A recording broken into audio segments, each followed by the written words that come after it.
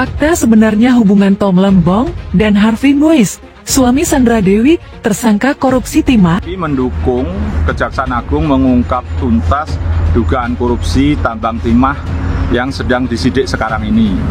Dan menurut saya Kejaksaan Agung sudah on the track. Karena apa? Sudah mulai menetapkan tersangka pihak-pihak yang diduga menikmati dari hasil kejahatan ini. Misalnya kemarin tersangka Helena Lim maupun yang suaminya Sandra Dewi itu, Harvey Muiz. Dan menurut saya itu sudah on the track. Dan saya mengharapkan kasus ini nanti juga diterapkan atau dijerat dengan pasal pencucian uang. Tentu ini tidak cukup sampai di sini. Ini akan berkembang terus dan akan terus kami lakukan upaya-upaya penyidikan secara intensif, siapa saja yang akan terlibat dan siapa saja yang berpotensi menimbulkan satu kerugian negara dan bersama-sama menyebabkan satu kerugian negara, tentu kami akan lakukan usut ke depan. Modal ini kan akan berpotensi banyak sekali, bahkan korban-korban yang dirugikan. Nanti ini Kejaksaan Agung juga harus hati-hati, jangan main cita kepada orang-orang yang orang-orang kan tidak sangka ya. Nah, ini bagaimana korban-korban ini negara akan melindungi mereka? Mereka yang sudah terlanjur membeli saham-saham itu. Kasus korupsi timah yang menjerat Harvey Muiz membuat suami Sandra Dewi kembali jadi sorotan.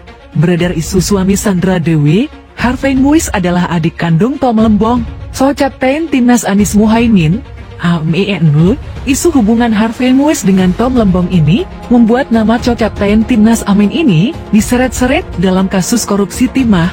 Bagaimana fakta sebenarnya hubungan suami Sandra Dewi, Harvey Muiz dengan Tom Lembong? Apakah ada hubungan kekerabatan antara Tom Lembong dengan Harvey Muiz? Simak profil Harvey Muiz dan Tom Lembong selengkapnya untuk mengecek apakah ada hubungan kekerabatan antara keduanya. Suami Sandra Dewi, Harvey Muiz lahir pada 30 November tahun 1985 dari pasangan Hayong Muiz dan Irma Silviani. Pengusaha batubara itu mulai dikenal setelah menikah dengan aktris Sandra Dewi pada 8 November tahun 2016.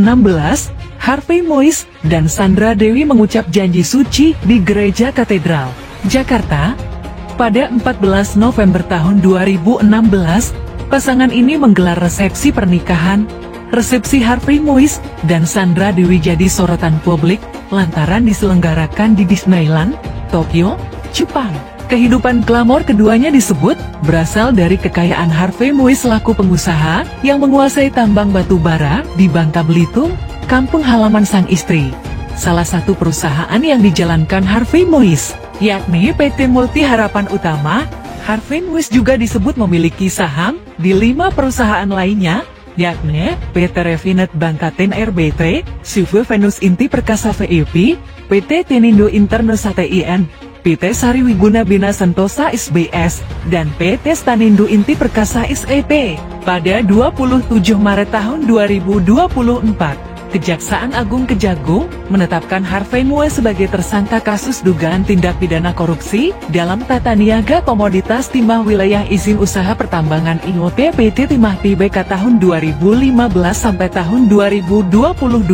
Harvey Muiz dan ex-direktur utama PT Timah, Mochtar Riza Pahlavi Tabrani MRPP, disebut mengakomodasi pertambangan liar di wilayah IOT PT Timah untuk mendapat keuntungan. Selanjutnya, Harvey Muiz meminta beberapa smelter yaitu PT SIP, CVVEP, PT SPS, dan PT TIN untuk ikut serta dan menyisihkan sebagian dari keuntungan yang dihasilkan.